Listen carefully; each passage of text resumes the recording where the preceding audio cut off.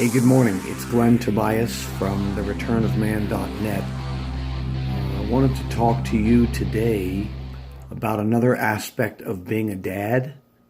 Dads often think about how do I get my kids on the proper track? How do I get them behaving like they should, making decisions like they should? And one of the things that parents across the board spend too much time on is correcting the behavior of their kids instead of directing the behavior of their kids. Parents all think that kids have to be bad. They assume that all kids are going to behave poorly and you just have to weather the storm. And then it gets even worse when they when they reach their teens. And this is really not only a disappointing and sad perspective, it's really kind of despicable. It's despicable because your kids deserve so much more. The world deserves so much more. And when you take this perspective of all kids are just trouble, why would you want to have kids? You hear it all the time. You hear all this nonsense about how difficult kids are. So my wife and I are on our 9th and our 10th teenagers. And the teen years have not been really any more problematic than any other years. Part of that reason is this. The most neglected aspect of raising kids: spend more time directing, less time correcting. The Bible says in the book of Hebrews, and I'm not a fan of chapters and verses because people overemphasize them, but just so you can find it, it's in the 5th chapter of Hebrews, somewhere around the middle, and it's talking about Jesus Christ, who led a faultless, perfect life. And yet it says, yet, even though he were a son, yet learned he obedience by the things which he suffered. I didn't really understand that passage until just recently, actually. And what I realized is it didn't mean that Jesus had done, and for many of us, our mind automatically defaults to Jesus must have done something wrong and had to be corrected. That's always the way we want to think of things if he had to learn obedience. But learning obedience can come in being in the will of, in Jesus' case, he was in the will of his Father.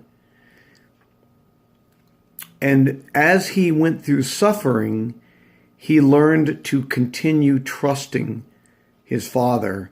That trust came because of their relationship. So he continued trusting his Father even as he went through difficulties. What I strongly encourage both parents, frankly, business owners, certainly youth sports coaches, if you want to not have to waste time with correctional behavior that needs correction, and you want to invest your time into more productive activities, work on the idea of proactive discipline. Proactive discipline. What do I mean by that? When in the responsive actions that a parent takes dealing with the behavior of their kids, there are a couple of categories. There's discipline, and you'll hear parents say, well, I believe in disciplining my child. Well, usually what they're referring to is correcting their child. Discipline and correction are two separate things. Discipline comes before the child has done anything wrong. Or let's just put it this way. It comes irrespective of the child doing anything wrong. So proactive discipline can be as simple as a child having their share of weekly chores around a house. But there's some other aspects to it which I will delve into a little further, perhaps on another video, because this one's already getting too long. Correction has to do with a child who has made a mistake even if it's a mistake of being disobedient, but they didn't plot it out. It was just an error in judgment. You want to correct that child. Now, sometimes some sort of punishment style behavior, like you have to lose a certain privilege because you made this error in judgment, but you always want that to be in the context of doing this because it's in their best interest. This is going to help shape them to be the person they should be, move them in the right direction. That's what correction is about. Actual punishment comes in the context of a child who knows to do right. They know what they're doing. This is a premeditated choice to deliberately disobey you. And it doesn't mean that they're trying to disobey. It just means they're going to disobey because there's something they want to do, and they know they're not supposed to, but tough, they're doing it anyway because it's what they want to do.